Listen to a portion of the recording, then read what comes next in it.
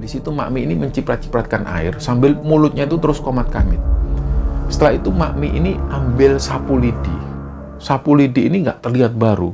Sapu lidi ini warnanya sudah berubah menjadi hitam. Dan sapu lidi ini dipukul-pukulkan dari telapak kaki Yanti sampai ke ujung rambut.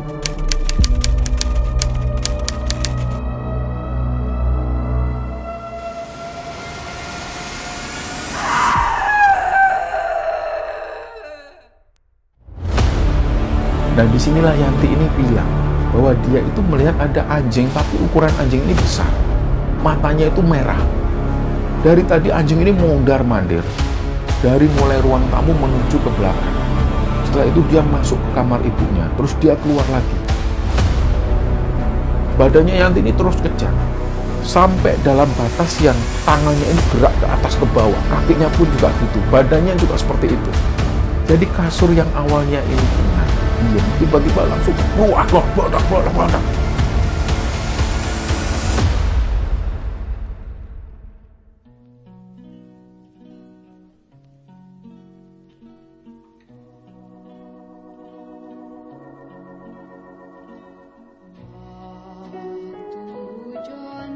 Bismillahirrahmanirrahim. Assalamualaikum warahmatullahi wabarakatuh.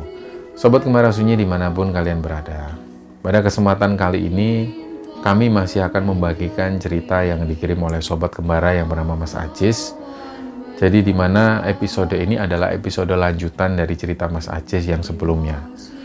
Sebelum kita masuk ceritanya, untuk teman-teman yang nonton tayangan ini dan belum subscribe, jangan lupa untuk subscribe lebih dulu agar channel Kembara Sunyi ini lebih berkembang lagi dan kami lebih bersemangat lagi dalam membuat konten-konten terbaru di Kembara Sunyi. Dan untuk teman-teman yang telah mendukung kami sejauh ini, kami mengucapkan terima kasih banyak. Semoga amal kebaikan teman-teman dibalas kebaikan berlipat oleh Allah Subhanahu wa Ta'ala.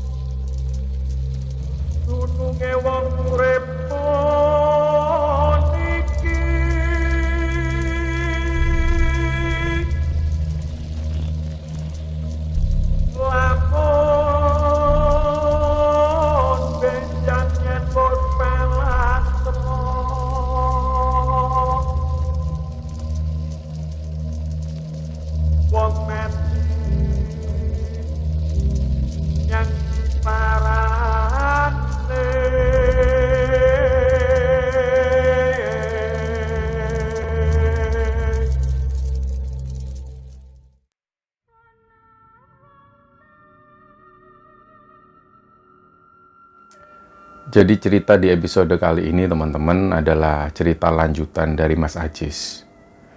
Dimana waktu itu terakhir kalinya di episode yang sebelumnya Mas Ajis ini menikah dengan seorang perempuan bernama Mbak Yanti. Nah, untuk teman-teman yang belum nonton, linknya sudah kami sertakan di sana. Alangkah baiknya kalau yang belum nonton ini nonton lebih dulu episode yang sebelumnya, biar di episode yang ini nggak gagal paham. Nah, cerita lanjutan ini teman-teman, terakhir kalinya Mas Ajis itu menikah dengan Mbak Yanti. Setelah itu mereka berdua ini tinggal di rumah orang tuanya Mbak Yanti. Di rumah orang tua Mbak Yanti itu ada adiknya Mbak Yanti yang masih sekolah, masih SMA, dan juga kedua orang tuanya Mbak Yanti. Setelah Mas Ajis ini menikah, Mas Ajis ini merasakan bahwa dia menemukan kenyamanan meskipun itu tinggal di rumah mertua. Sangat jauh berbeda dengan mantan mertuanya dulu. Nah, yang diingat oleh Mas Ajis adalah ketika pertama kali tinggal di rumah mertuanya itu, setiap pagi itu selalu sudah disediakan kopi dan juga beberapa gorengan-gorengan atau makanan-makanan ringan. Nah, waktu itu Mas Ajis ini masih kerja di sekolah alam yang dipimpin oleh Pak Bandi. Jaraknya sekitar hampir 8 kiloan lah dari rumah Mbak Yanti itu. Singkat cerita, pada satu ketika Mas Ajis ini dihubungi oleh saudara sepupunya, namanya Ikhwan. Ikhwan ini adalah anak angkat dari budenya Mas Ajis.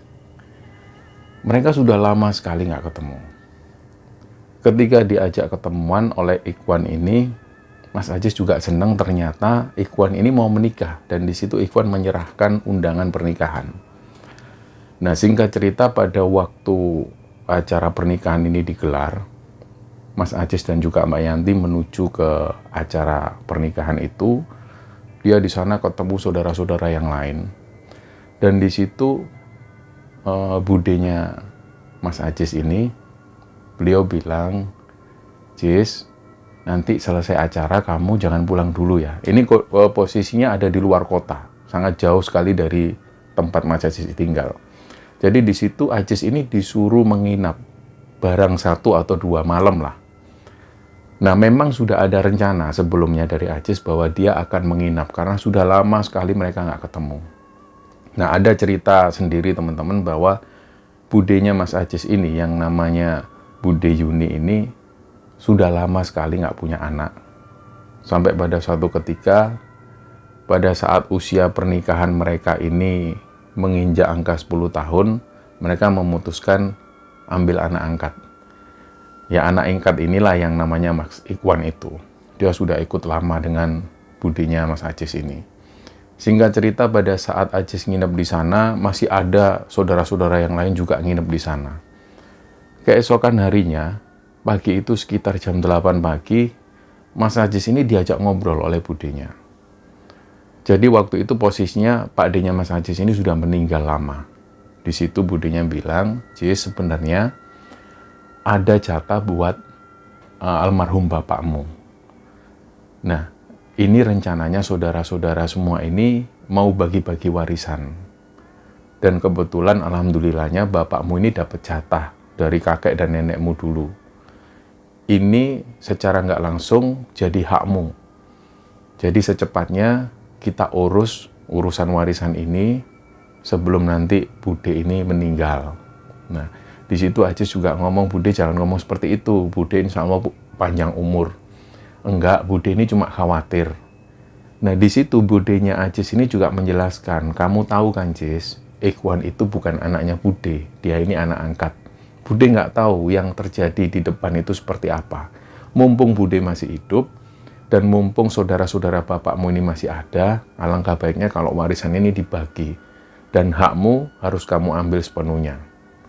Singkatnya, waktu itu Ajis sendiri ini kaget sebenarnya. Dia nggak menyangka kalau dia bakal dapat warisan. Warisannya ini adalah sebuah rumah. Memang Ajis tahu ada rumah yang sudah lama sekali nggak ditinggali. Rumahnya ada di desa, nggak jauh dari rumah budenya itu. Nah, singkat cerita, setelah diskusi dengan istrinya, Ajis pun memutuskan untuk menjual rumah itu. Jadi ini singkat ceritanya, rumah ini cepat banget terjualnya. Jadi setelah warisan ini dibagi, surat-surat diserahkan ke Ajis, langsung Ajis menjual, dan ada tetangga desanya ini yang berminat. Kalau dinilai nominal itu kira-kira hampir 400 jutaan, karena lokasi rumahnya itu besar dan ada beberapa kebun seperti kebun durian dan juga kebun nangka. Sebenarnya rumah itu sangat murah sekali, terjual harga 400 juta. Kalau rumah itu posisinya ada di kota, pasti di atas 1 M. Tapi dengan adanya uang 400 juta itu, Ajis juga sudah merasa beruntung sekali. Nah, setelah dia mendapatkan uang 400 juta ini, dia kembali diskusi dengan istrinya. Ini enaknya uangnya diapakan? Di situ mereka mulai berpikir, uang ini harus menjadi produktif. Artinya uang ini jangan dibelikan sesuatu yang nantinya nggak ada artinya. Di situ mereka mulai berpikir, mereka akan membelikan mobil dari hasil uang 400 juta ini. Singkat cerita, mereka beli mobil second itu dapat 3 mobil. Nah, ada tetangga Mbak Yanti yang sudah lama sekali, beliau itu punya usaha rental mobil. Jadi setelah membeli mobil bekas, mobil-mobil ini pun dititipkan di tetangganya Mbak Yanti itu. Nah, pada akhirnya nggak lama setelah dia punya usaha atau punya mobil ini, mobil pun direntalkan, 1 bulan jalan ada pemasukan yang lumayan. Di situ Mbak Yanti bilang ke Ajis, "Sudah lama kalau gitu, Mas nggak usah kerja di tempat Mbak Bandi lagi. Yang pertama karena jauh, dan yang kedua hasilnya juga nggak seberapa. Dengan pertimbangan istrinya itu, akhirnya Ajis pun keluar. Dia keluar dari kerjaannya. Setelah itu dia fokus untuk ngurusi bisnis yang lain. Nah, kebetulan mertua Mas Ajis ini punya kebun jagung. Dan kebetulan juga kebun jagung ini dikelola oleh tetangga sekitar. Jadi di situ Ajis langsung bekerja di sana ngurusi kebun jagung ini. Dan nggak lama setelah itu, hari Minggu, Ajis ini ingat, dia ini habis jalan-jalan di sebuah pasar kaget yang nggak jauh dari rumah Mbak Yanti. Itu ada pasar kaget. Pasar ini hanya ada di hari Minggu. Dia ini jalan-jalan sama anaknya Mbak Yanti itu, dia jalan-jalan di sebuah pasar. Setelah itu mereka pulang.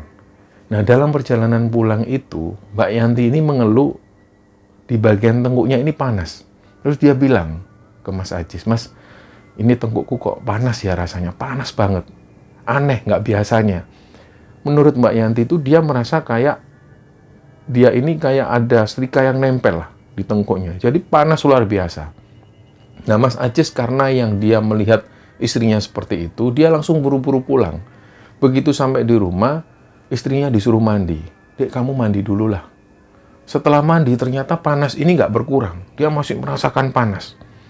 Sampai-sampai waktu itu, Mbak Yanti ini teriak-teriak, saking panasnya. Terus orang tua dari Mbak Yanti menyarankan, "Sudah nak Ajis, dibawa ke rumah sakit aja, dibawa ke puskesmas terdekat dulu." Akhirnya dibawalah menuju ke sana. Di puskesmas ini, Mbak Yanti ini hanya diberi salep. Jadi salep ini dioleskan di belakang, itu pun nggak mengurangi rasa panasnya.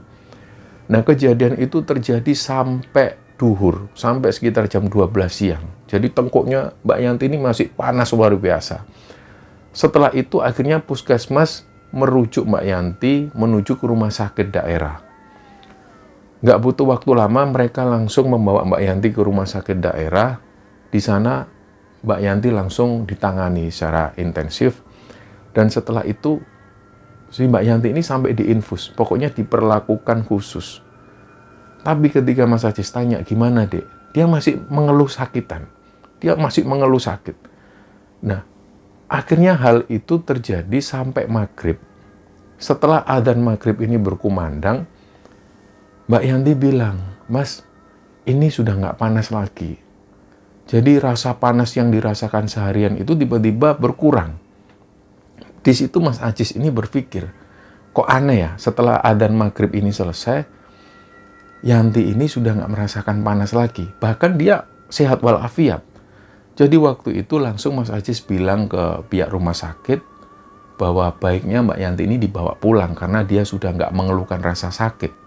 Singkat cerita, setelah jam 8 malam, Mbak Yanti ini dipulangkan, kembali ke rumah. Nah, sekitar jam 9 malam, Mbak Yanti ini pengen makan sesuatu. Dia ini pengen makan nasi yang ada krengsengan dagingnya. Apapun itu, yang penting ada dagingnya. Dia pengen banget makan itu. Terus Ajis ini tanya ke orang tuanya Yanti, "Bu, ini Yanti pengen makan nasi yang ada krengsengan daging, beli di mana ya?"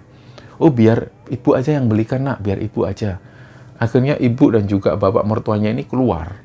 Sekitar setengah jam kemudian beliau pulang bawa nasi bungkus yang isinya adalah nasi krengsengan. Nah, di situ Mbak Yanti makan, ditemani oleh Ajis. Jadi Mas Ajis ini melihat Mbak Yanti itu makan di depannya, posisinya itu di depan. Nah, pas waktu makan, Ajis juga makan nasi yang sama. Waktu itu tiba-tiba Mbak Yanti ini diam sejenak, terus dia melihat terus ke arah nasi. "Loh, kenapa, Dek? Ini dagingnya kok aneh, Mas, rasanya. Kenapa memangnya? Mas juga makan nasi yang sama. Enggak, rasanya aneh, ini bukan daging sapi. Lah terus daging apa? Ini daging anjing ini.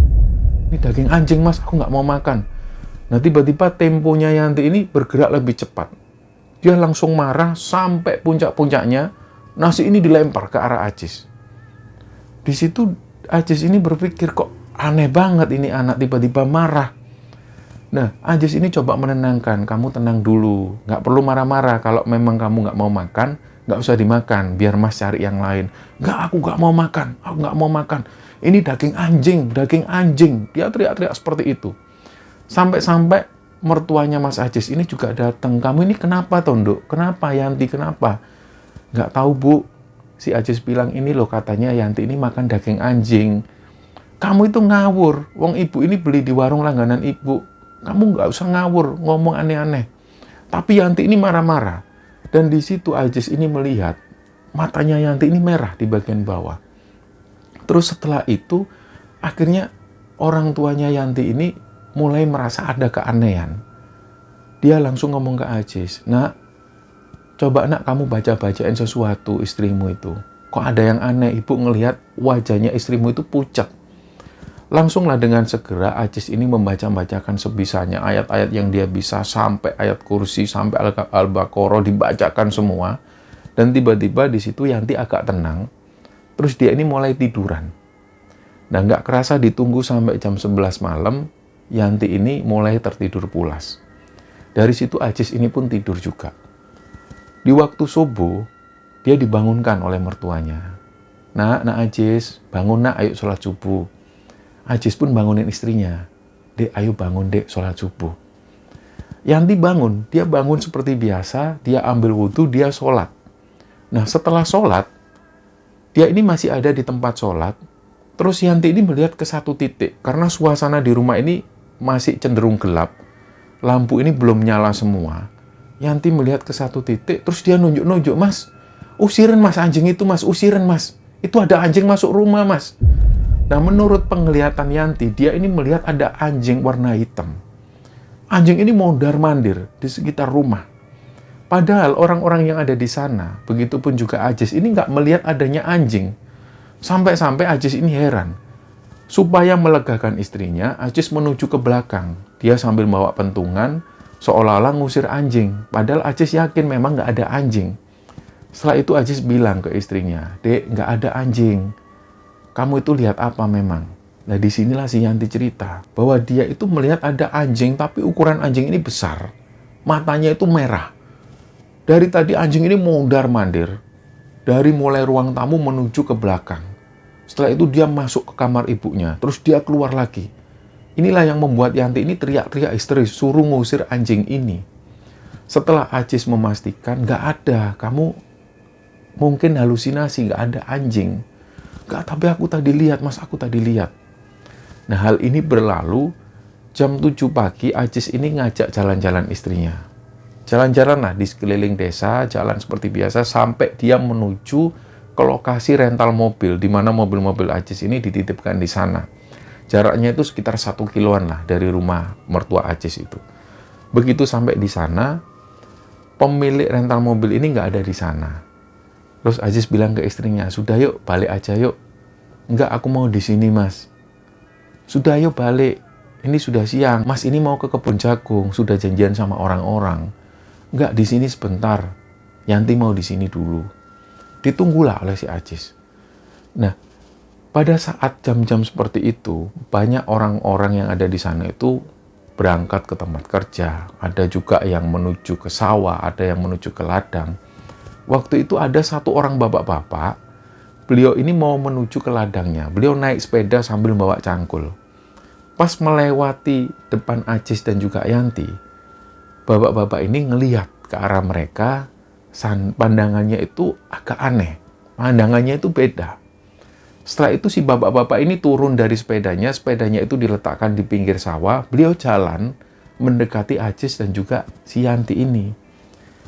Terus bapak-bapak ini langsung ngomong ke Ajis, "Nak, iki kenapa? Istrimu ini kenapa?"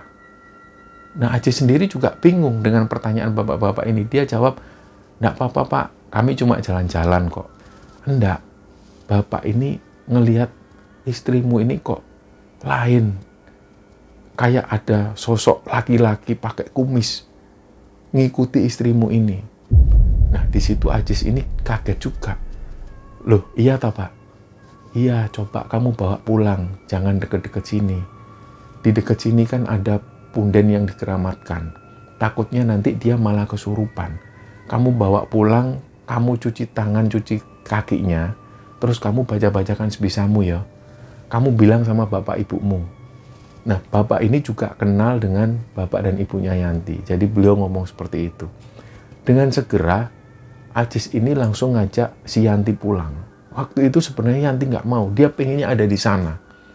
Bahkan setelah si bapak-bapak ini pergi, Yanti ini malah pengen ngajak jalan-jalan ke sawah. Dan jalannya si Yanti ini juga terlihat aneh. Jalannya itu tegap. Nah, melihat keanehan ini, Ajis langsung narik tangan istrinya itu. Dek, ayo pulang, Dek. Ayo pulang yuk, sudah ditunggu bapak sama ibu. Mas juga sudah mau janjian ke kebun jagung. Ayo pulang. Diseretlah si Yanti. Jadi dari perjalanan dari situ menuju ke rumah, ini dilihatin banyak orang. Karena Yanti itu kayak dia ini menolak mau diajak pulang. Nah, singkat cerita setelah sampai di rumah, Yanti ini dicuci tangannya, dicuci kakinya. Terus dia ini marah-marah. Dia bilang kalau kamu bukan suamiku, kamu bukan suamiku. Kamu pergi dari sini. Dia nunjuk aja seperti itu. Nah, sampai waktu itu, kedua orang tua Yanti ini sampai marah ngelihat kelakuan anaknya seperti itu. Dan di situ, orang tua Yanti ini ngomong ke Ajis, "Nah Ajis, demi Allah, nah Ajis, Yanti ini nggak pernah kayak gini. Nggak pernah sekurang ajar ini. Ibu sama bapak ini saksinya. Ibu yang tanggung jawab. Nggak pernah dia ini kayak gini." Terus si Ajis bilang, "Nggak apa-apa, Bu. Tadi itu memang saya ketemu tetangga, bapak-bapak yang rumahnya di timur itu. Beliau bilang, kalau Yanti ini aneh. Si bapak ini melihat kalau Yanti ini diikutin sosok laki-laki berkumis tebal. Nah, menurut si bapak-bapak ini, si laki-laki ini jahat. Nah, kedua orang tua Yanti ini akhirnya ngomong ke Ajis, ya wis mas, kalau memang kayak gini, ini pasti ada apa-apa. Si Yanti ini pasti diguna-guna. Ini terus gimana penanganannya? Dibawa ke orang pintar aja." Di situ Ajis belum ngasih keputusan. Nah, ketika dia melihat sosoknya Yanti, istrinya itu, Yanti ini terus-terusan melotot matanya sambil menatap ke arah Ajis. Dan pandangannya itu aneh. Menurut Ajis, pandangannya itu aneh dan terlihat mengancam ke arah Ajis. Dan sekali lagi si Yanti ini bilang, "Kamu keluar dari rumah ini, kamu keluar. Kamu bukan suamiku." Akhirnya untuk menenangkan istrinya, Ajis bilang ke orang tuanya Yanti, "Pak, Bu, saya pergi ke kebun jagung aja. Tolong dijaga Yanti dulu, biar dia tenang. Karena dia ini nggak suka lihat saya. Ya wes sana kamu pergi, kamu pergi." Nah, Ajis pun berangkat menuju ke kebun jagung. Dia kerja sampai sekitar jam 11 siang, dia balik lagi ke rumah. Begitu sampai di rumah, dia cari keberadaan si Yanti. "Bu, Yanti mana?" "Oh, ada di kamar, Le. Sudah tenang." Begitu Ajis masuk kamar, duduk persis di samping Yanti, Yanti ini langsung buka mata. Dan buka matanya itu nggak seperti orang normal. Dia buka mata itu langsung melotot dan melihat ke arah Ajis. Matanya itu merah. Nah, Ajis tentu kaget. Nah, sekali lagi di situ, si Yanti ini nunjuk-nunjuk langsung ke raut wajahnya Ajis. "Kamu jangan di sini. Kamu keluar, kamu bukan suamiku. Kamu bukan suamiku, kamu keluar." Akhirnya mau nggak mau, Ajis ini keluar. Dia heran, ini Yanti kenapa kok kayak gini? Terus kedua orang tua Yanti ini bilang ke Ajis, "Mas Ajis, nanti malam Ustadz kenalan Bapak itu mau datang ke sini sama santri-santrinya. Beliau ini biasanya yang memimpin acara tahlilan di kampung ini. Nanti beliau mau datang ke sini, mau berdoa untuk Yanti. Nanti Nak Ajis ikut aja." "Oh nggih, Bu." Nah, ternyata benar. Setelah maghrib, Pak Ustadz dan juga rombongan tahlil ini datang. Tanpa disuruh, mereka ini duduk melingkar. Langsung menghadap ke arah Yanti dan membacakan ayat-ayat suci Al-Quran dan membacakan tahlil. Selama dalam pembacaan tahlil ini, Yanti itu bereaksi, badannya itu gemeter. Nah, orang-orang yang ada di sana ini bilang ke Mas Ajis dan juga ke orang tuanya Mbak Yanti, "Sudah, nggak usah dipegangin, biarin seperti itu." Nah, terus badannya Yanti ini terus kejang. Sampai dalam batas yang tangannya ini gerak ke atas ke bawah. Kakinya pun juga gitu, badannya juga seperti itu. Jadi kasur yang awalnya ini tenang, diem, tiba-tiba langsung bludak. Dia ini badannya naik turun. Nah, kejadian itu sekitar 2 menit. Sampai kira-kira waktu itu sang ustadz ini bilang, "Sudah berhenti." Setelah itu mereka semua berhenti, Yanti ini diem. Langsung dia nggak bergerak lagi. Nah, sang ustadz ini bilang ke Mas Ajis, "Mas, airnya sudah disiapkan. si ustadz ini minta tolong untuk disiapkan air. Airnya dibawa, dan setelah itu air ini diusapkan ke wajah, tangan, dan juga kaki. Setelah itu Yanti ini tidur. Nah, ustadz dan juga rombongan tahlil ini pulang ke rumah. Ternyata sekitar jam setengah 12 malam, Yanti ini bereaksi lagi. Waktu itu Ajis ini tidur persis di samping Yanti. Dia melihat raut wajah Yanti ini, matanya hitam, yang bagian bawah itu hitam. Begitu Yanti buka mata, matanya yang warna putih ini sudah berubah jadi merah semua. Nah, disitulah Ajis ini khawatir, apalagi suara Yanti juga berubah. Dan waktu itu lagi-lagi si Yanti ini nunjuk Ajis sambil bilang, "Kamu jangan di sini, kamu bukan suamiku, kamu keluar, kamu keluar." Dia teriak-teriak. Sampai-sampai waktu itu tetangga-tetangga ini menghampiri ke rumahnya Yanti. Loh, ada apa Mas Ajis? Sampai kaget kami. Ya Bu, ini Yanti kumat lagi. Jadi dia teriak-teriak, Yanti ini teriak-teriak dan ngusir Ajis. Nah, sampai waktu itu tetangga-tetangga ini menjaga si Yanti sampai subuh. Jadi dia terus bereaksi. Kadang-kadang 1 jam kemudian dia tertidur. Nggak lama setelah itu dia bereaksi lagi, teriak-teriak kenceng. Akhirnya setelah subuh, Ajis ini seperti dapat petunjuk. Kok kayaknya yang dialami Yanti ini sama persis seperti yang dialami oleh mantan istrinya. Dia tiba-tiba sering marah, tiba-tiba sering berkelakuan yang aneh. Apa iya ini ada hubungannya dengan mantan mertuanya? Kalaupun memang seperti itu, ini ngapain mantan mertua kok sampai ikut campur di urusan rumah tangganya Ajis yang ini? Sempat Ajis berpikiran semacam itu, besar kemungkinan istrinya ini juga diguna-guna oleh mantan mertuanya. Karena ciri-ciri yang dialami oleh Yanti ini sama persis seperti yang dialami oleh mantan istrinya Ajis. Nah, dia pun cari tahu, dia hubungi teman-temannya. Waktu itu memang ada salah satu temannya yang memposting foto pernikahan Ajis di halaman Facebooknya. Disinilah Ajis dapat jawaban, karena ternyata di kolom komentar itu ada mantan istrinya juga ikut komen. Yang jelas isi komentar dari mantan istrinya Ajis ini nggak bisa kita sebutkan di sini. Dan menurut Ajis ini nggak pantas kata-katanya. Nah, dari situ Ajis ini mulai berpikiran, ini pasti ada hubungannya dengan mantan mertua. Nah, setelah itu dibawalah Yanti ini menuju ke orang pintar. Ada tetangganya itu yang ngasih rekomendasi, Mas Ajis, dibawa aja ke orang pintar Mas. Ini Yanti ini, Mbak Yanti ini dibuat-buat sama orang. Kasihan Mas kalau kayak gini terus.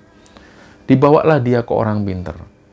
Dibantu dengan beberapa tetangganya, mereka menuju ke rumah si orang pintar ini. Ada seorang ibu-ibu tua, usianya sudah sekitar 60 tahunan. Beliau itu tinggal di sana dengan cucu-cucunya.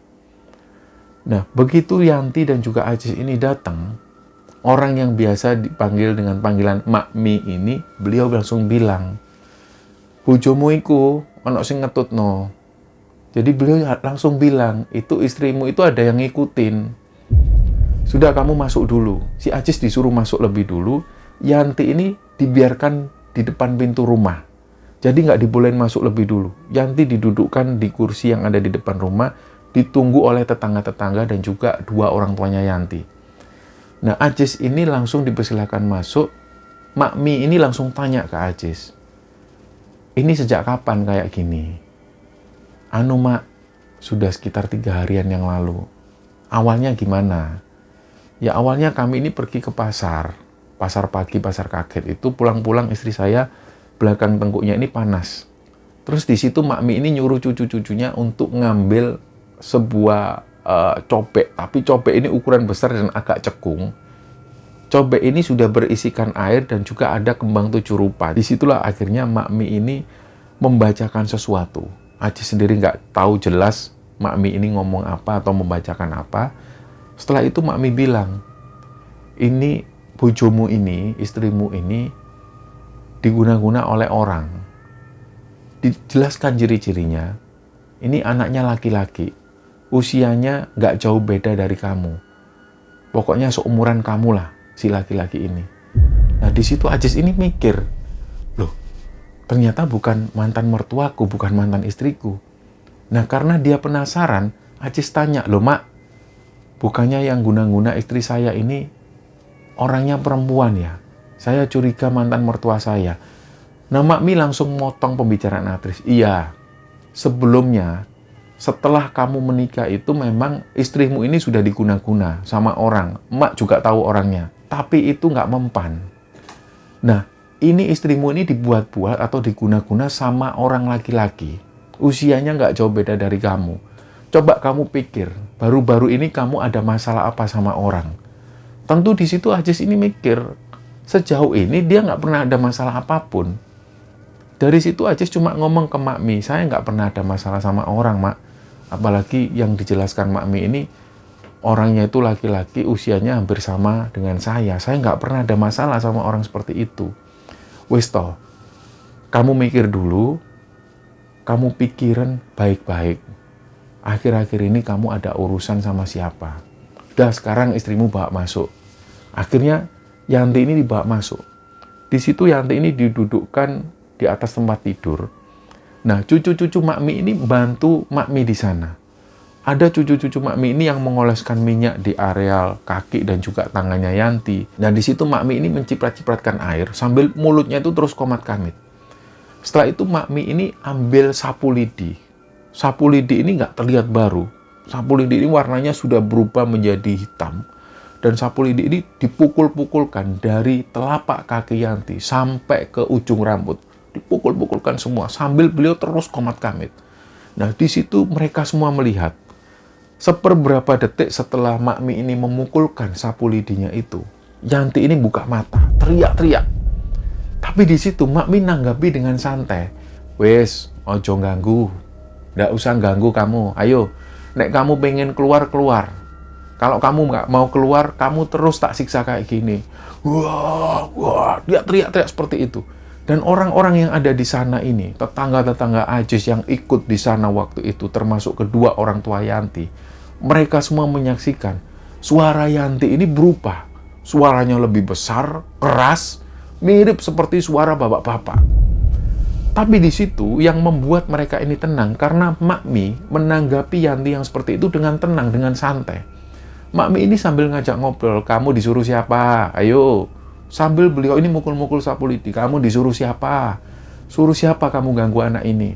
Wah, dia teriak-teriak terus seperti itu. Akhirnya Mak Mi bilang, wes ya kamu tak kasih pilihan. Kamu terus ada di tubuh anak ini, dengan resiko kamu terus tak siksa seperti ini, atau kamu keluar. Ayo kamu pilih yang mana? Sambil Mak Mi ini terus mukul sapu lidi ke arah tubuh Yanti. Akhirnya terakhir kalinya Yanti ini teriak. Setelah itu Yanti ini tidur. Dia lemas badannya.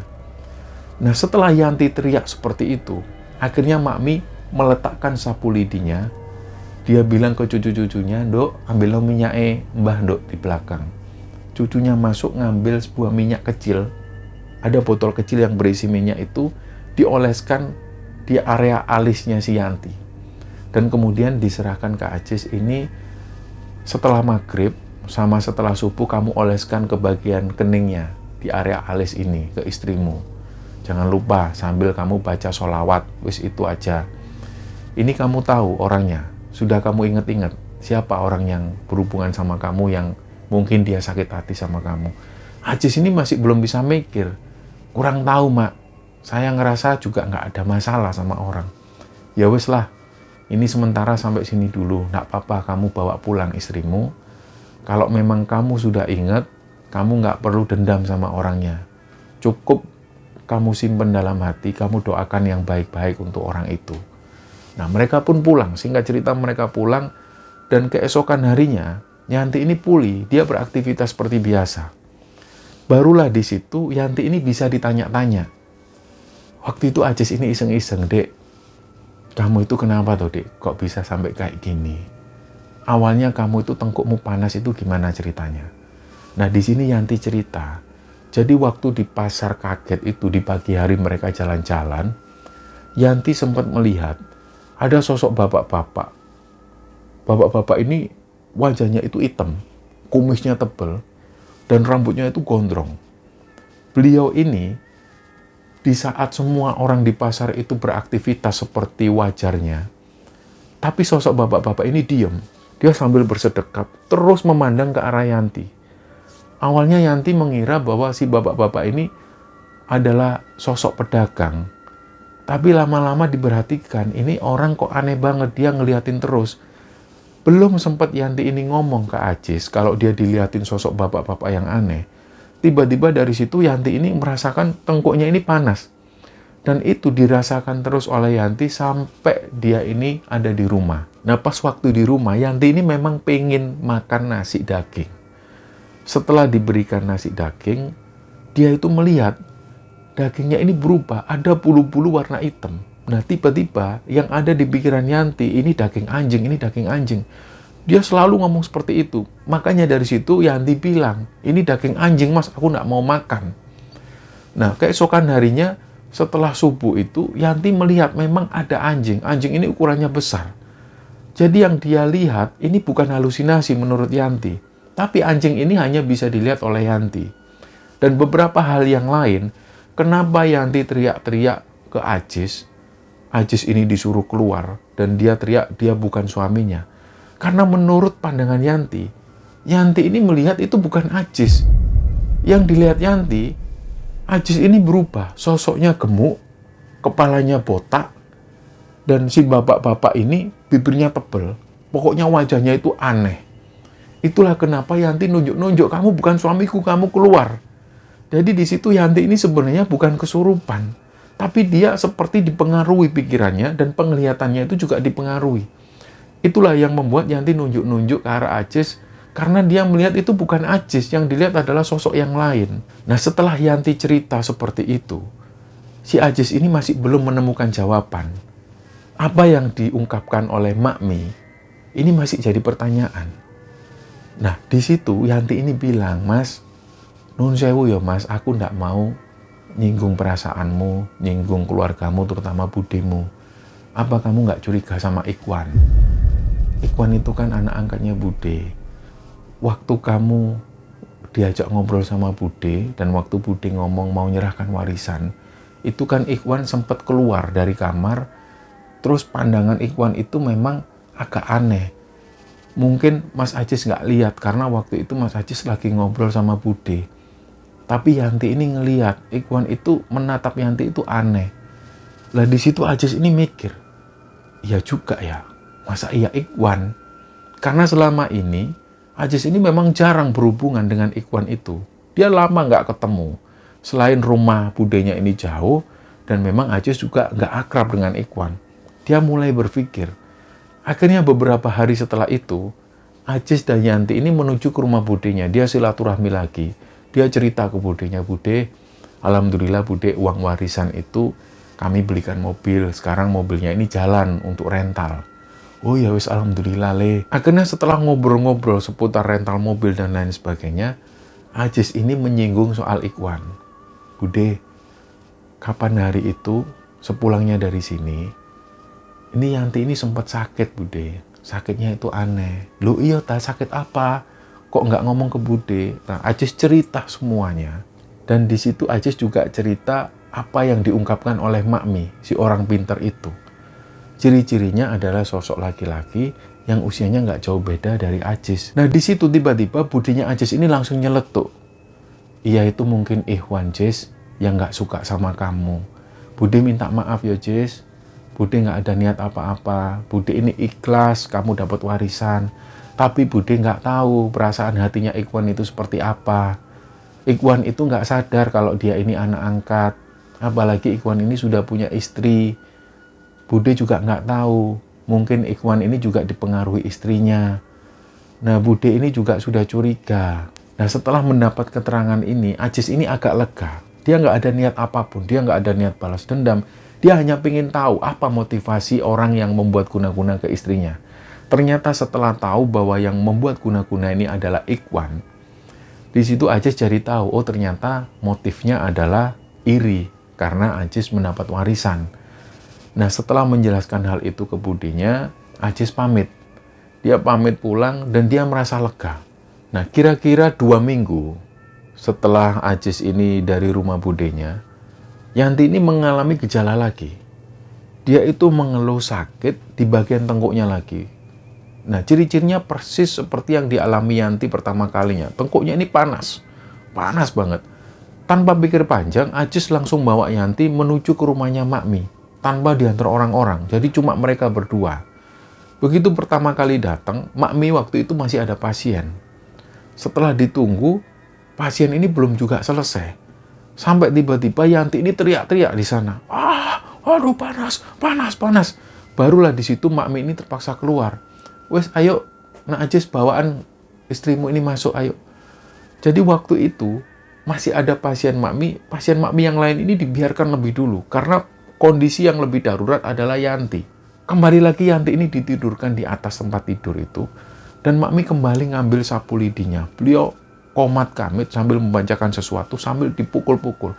Wela tak omongi ojo balik, buak, dipukul lebih keras dari yang sebelumnya. Di situ Ajis ini sampai kasihan sama Yanti. Tapi karena Ajis ini sudah menyerahkan sepenuhnya ke Makmi, Ajis pun cuma bisa diem. Jadi Makmi itu mukul dengan kenceng. Waktu itu Ajis bisa melihat Makmi ini sambil marah, saking keselnya. Sampai tiba-tiba si istrinya ini teriak kenceng lagi dan kemudian dia lemes. Akhirnya singkat cerita, sekitar jam 9 malam setelah semua pasien ini pulang, Ajis ngobrol lagi dengan Makmi. Makmi ini tanya, "Piye, wis ero durung sing gawe bojomu kaya ngene?" Ajis pun cerita, "Iya Mak, saya sudah tahu Mak. Ternyata itu sepupuku sendiri, sepupu angkat, anak angkat dari budeku. Itu masalahnya apa toh? Kok sampai seperti itu?" Nah Ajis cerita, "Biasalah Mak, masalah warisan." Nah di sini Makmi menjelaskan, "Nah Ajis, sebenarnya semua yang nyerang istrimu ini, nyerangnya bukan diniatkan ke istrimu, tapi ke kamu." Ajis kaget. "Loh kok bisa Mak?" "Iya memang sudah lama. Kayak contohnya mantan mertua sama mantan istrimu. Mereka ini cuma cemburu karena kamu nikah lagi. Dan mungkin ngelihat kehidupanmu mungkin lebih bahagia, terus lebih tenang lagi. Jadi mereka cuma iri. Kalau motifnya mantan mertuamu seperti itu. Dan ini mendal. Tujuannya ke kamu, tapi mendal. Jatuhnya ke istrimu. Istrimu ini lemah. Nah yang kedua, ketika kamu diserang sama sosok laki-laki yang katanya sepupumu itu, ini juga tujuannya sebenarnya ke kamu. Dan ini lebih kuat. Kamu jangan mengira yang dikirim si anak laki-laki ini lebih kuat dari yang dikirim sama mantan mertuamu. Tapi lagi-lagi, ini mendal. Jatuhnya nggak ke kamu tapi ke istrimu. Istrimu ini lemah." Nah, dari obrolan-obrolan itu, Ajis ini minta saran ke Makmi. "Terus gimana Mak? Supaya istri saya ini bisa tenang." Nah, Makmi ini menyarankan, "Istrimu itu suruh bangun malam. Setiap kali bangun malam, langsung mandi. Dari ujung rambut sampai ujung kaki ini basah semua. Kalau bisa sama mandi kembang. Nah setelah itu ya banyakin berzikir, banyak minta ampun sama Gusti Allah. Kita ini kan makhluk lemah. Sudah itu aja. Istrimu itu gampang sebenarnya untuk ditata. Cuman masalahnya dia mau apa enggak." Setelah dapat nasihat dari Makmi, akhirnya Ajis dan Yanti ini pulang. Dalam perjalanan pulang itu Ajis ini ngomong ke istrinya itu, "Dek, kata Makmi kayak gini, kamu disuruh bangun malam, kamu mandi." Sebenarnya Yanti ini orang yang nggak percaya dengan hal-hal seperti itu. Tapi karena Yanti sudah bertubi-tubi mendapat serangan seperti ini, akhirnya mau nggak mau Yanti ini pun percaya bahwa memang sihir itu ada, guna-guna itu ada. Karena dia sendiri yang ngalami, dia jadi korbannya. Setelah itu akhirnya Yanti melakukan apa yang dinasihatkan oleh Makmi. Dia bangun malam, sekitar jam 12:30 dini hari dia bangun, sudah disiapkan bak yang sudah berisi kembang-kembang 7 rupa. Dan air ini baunya wangi. Di situ Yanti mandi. Setelah dia mandi, akhirnya dia zikir. Hal itu dia lakukan selama 3 hari 3 malam berturut-turut. Sampai pada saat itu orang tuanya Yanti ini bilang, "Kamu itu kan sudah bangun malam. Kan eman kalau kamu nggak sholat malam, nggak sholat tahajud. Sekalian, sebelum zikir kamu sholat tahajud dulu, baru dilanjutkan zikir." Akhirnya dilakukanlah hal ini. Jadi setelah si Yanti melakukan itu, ditemani oleh Ajis selama 3 hari 3 malam, dan selanjutnya bertambah. Sampai total mereka melakukan itu sekitar 14 harian. Di situ Yanti merasa badannya ini enteng. Setiap dia kerja, dia nggak merasakan ngantuk, padahal dia sering bangun malam. Siangnya itu dia nggak merasakan ngantuk, bahkan lebih seger. Nah hal itu akhirnya sering dilakukan oleh Yanti dan juga Ajis sampai hari ini, meskipun hal itu tidak dilakukan setiap hari. Nah, inilah akhir cerita dari Mas Ajis dan juga Pak Yandri, teman-teman. Terima kasih untuk kalian yang sudah nonton tayangan ini. Semoga kalian semua terhibur dengan cerita dari Mas Ajis ini. Dan lebih-lebih semoga kisah ini bisa kita ambil hikmah dan bisa kita ambil pelajaran di dalamnya. Mohon maaf kalau ada salah-salah kata. Wassalamualaikum warahmatullahi wabarakatuh.